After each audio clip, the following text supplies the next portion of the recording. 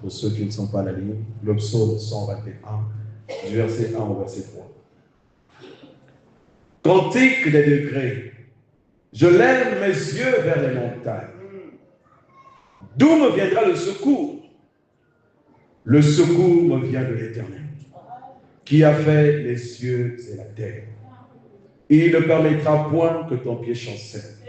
Celui qui te garde ne sommeillera point. Amen. Vous pouvez vous asseoir en moi.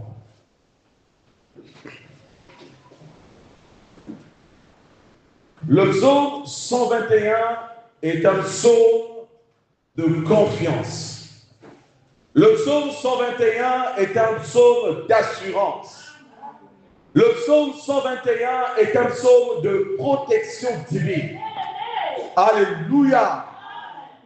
Et vous remarquerez que dès le premier verset, il nous a dit que c'est un cantique de degré ou encore cantique de montée. Amen. Quand vous prenez vos Bibles, vous réalisez que dès le chapitre 120 jusqu'au chapitre 134, ce sont des cantiques de degré. Amen.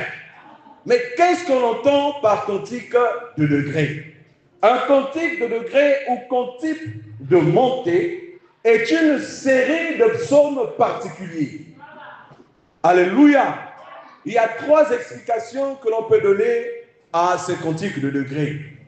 La première explication, c'est que c'était des cantiques que les pèlerins israélites chantaient lorsqu'ils montaient à Jérusalem pour les 3 grandes fêtes. Il y avait la fête de Pâques, il y avait la fête des tabernacles et aussi la fête de Pentecôte. Alléluia. Eh bien, ces psaumes étaient probablement chantés en chemin, disent les commentateurs bibliques, en montant vers la ville de Jérusalem qui se trouvait en hauteur. C'est pourquoi on parle des degrés. La deuxième explication, c'est que selon la traduction juive, les Lévites chantaient ces cantiques en se tenant sur les 15 marches qui menaient du parvis d'Israël dans le parvis du temple. Amen.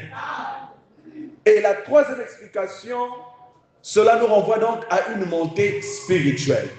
D'autres pensent que ce sont des chants de progression spirituelle. Chaque chant élève l'âme vers Dieu, comme une montée de degré en degré, vers plus de confiance, de paix et de communion avec lui. Voilà les explications que l'on peut tirer de ces cantiques de degré. Maintenant, entrons dans ce que dit réellement ce chapitre. Il nous a dit, dès le verset 1, « Je lève mes yeux vers les montagnes. » Vous remarquerez qu'il y a 3 points de suspension. Et après, une question est posée. D'où me viendra le secours? C'est une question que l'auteur se pose. Où est-ce que ce secours me viendra? Est-ce sur les montagnes? Et au verset 2, il répond à sa propre question. Le secours me vient de l'Éternel, qui a fait les cieux et la terre. Gloire à Jésus. Le secours ne me viendra pas d'un homme, mais le secours me viendra de l'Éternel seul. Parce que c'est l'Éternel qui conduit mes pas. Et chaque croyant ce soir doit se dire dans son cœur que mon seul secours, c'est l'Éternel. Amen. C'est le thème de cette exhortation. Mon seul secours. Ton secours ne doit pas être un homme. Parce qu'un homme est limité. L'homme a un début et l'homme a une fin. Mais Dieu n'a pas de début et il n'a pas de fin.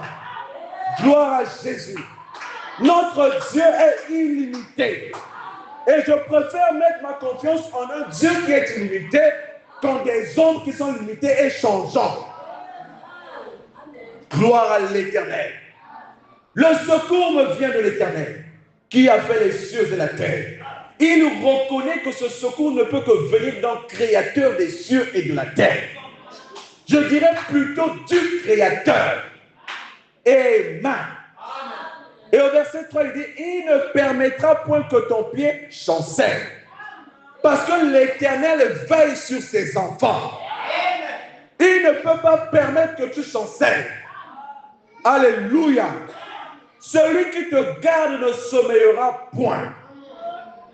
Juste pour te montrer que celui qui assure la garde de ta vie, il ne peut pas dormir parce qu'il a constamment des yeux sur toi. C'est nous les hommes qui pensons que Dieu n'est plus à côté de nous. C'est nous les hommes qui limitons l'action de Dieu dans nos vies.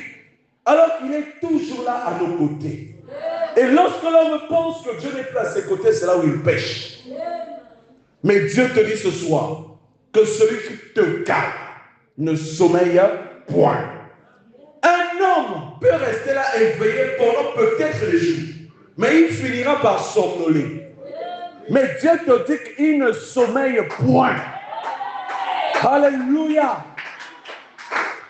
Il ne sommeille point. Parce que son regard est sur ses enfants. Amen. Voici la parole.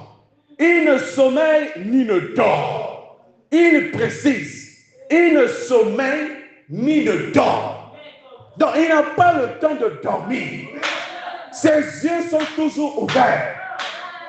Vous vous rappelez du chant de l'aigle Jéhovah, encre de ma vie. Pendant toute la nuit, je suis en sommeil. Mes yeux sont fermés, mais ton œil est ouvert. Amen. L'œil de l'Éternel est ouvert sur ses enfants. Et vous devez avoir cette assurance que Dieu fait sur vous. Où que vous alliez, quoi que vous fassiez, ayez conscience que l'Éternel est là. Alléluia. Il ne sommeille ni ne dort, celui qui garde Israël. L'Éternel est celui qui te garde. L'Éternel est ton ombre à ta main droite. Amen. Comme pour dire que c'est lui la force de ta protection. Amen. Il est ton ombre à ta main droite. Il est là, toujours à ton côté. Et le prophète va même jusqu'à dire, il est plus près de toi que ton bras droit. Amen. Ton bras droit est à l'extérieur de ton corps. Mais lui, il est à l'intérieur de toi. Donc sa protection est absolue. N'ayez crainte de rien. Parce qu'il est toujours là pour protéger. Et la Bible dit que si l'Éternel nous garde la vie, celui qui la garde en vain. Si l'Éternel nous protège la vie, celui qui la protège en vain. Ça veut dire qu'une protection sur l'Éternel est inefficace. Une protection sur l'Éternel ne sert à rien. On a vu des gardes aujourd'hui, des hommes politiques bien gardés, mais ils ont été tués. Amen. Des présidents tués, bien entourés par des services secrets, mais il est tué. Mais quelle était l'importance de ces gardes? Mais l'Éternel te dit qu'il est la protection de ta vie. Il ne sommeille ni ne dort. Pendant le jour, le soleil ne te frappera point, ni la lune pendant la nuit. En d'autres termes, que cela tombe de jour comme de nuit, tu ne seras pas atteint. Parce qu'il est toujours là à tes côtés. L'Éternel te gardera de tout mal. Il gardera ton âme. Amen. Il gardera ton âme. Personne ne touchera à ton âme. Parce qu'une âme vaut 10 000 membres. Et Dieu t'a racheté à un grand prix. Et il ne peut pas permettre qu'on joue avec ton âme. Dieu est jaloux de ce qu'il a mis en toi. Il est jaloux de l'esprit qu'il a mis en toi. Il chérit cela. Et la révélation de qui est ton Dieu. L'Éternel gardera ton départ et ton arrivée. En d'autres termes, dès que tu es venu au monde, il a assuré ta garde. Pendant tout le long de ta vie sur terre, il prendra soin de toi. Jusqu'à la fin, il sera toujours là. Parce qu'il est le même hier, aujourd'hui et éternellement. Il est le commencement de tout. Et il est également la fin de toutes choses. Amen. Il gardera ton départ et ton arrivée dès maintenant. Dès maintenant.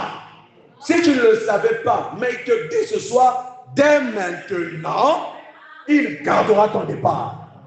Mais il gardera aussi ton arrivée. Parce que nous avions vu que l'ange de l'Éternel marche devant ses enfants pour vous protéger, pour vous soutenir devant toutes circonstances. Il est toujours là. Même lorsque vous vous éloignez de lui, il vient vers vous pour vous appeler encore mon fils, reviens. Dieu est fidèle. La Bible dit, même si quelquefois nous demeurons infidèles, lui reste fidèle. Il est un ami fidèle. Alors nous avons toutes les raisons de croire qu'il prendra soin de nous. Nous avons toutes les raisons de croire qu'il nous protégera. Nous avons toutes les raisons de croire qu'il est notre seul secours. Tu ne craindras ni les terreurs, ni la contagion. Que 1000 tombent à ton côté, que 10 000 à ton côté. Tu ne seras pas atteint. Alléluia. Parce qu'il fait bien son travail. Il est le Jéhovah des miracles. Il est le Seigneur des seigneurs. Il est le Dieu des esprits. Le créateur de toutes choses. Même Satan là, il est la créature de Dieu. Amen. Tu comprends maintenant que le Dieu que tu sers, il est capable. Il n'est pas n'importe qui. Maintenant, nous allons nous lever pour la prière.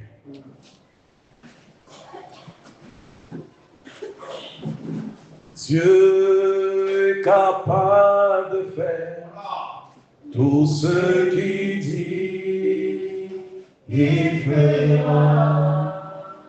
Oh, il accomplira toutes ses promesses envers toi.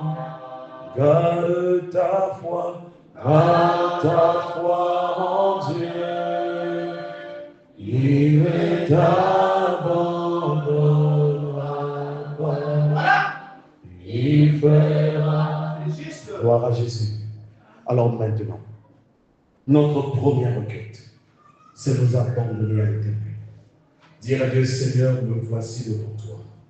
Je veux que ce soir que tu m'utilises comme un guerrier de la prière.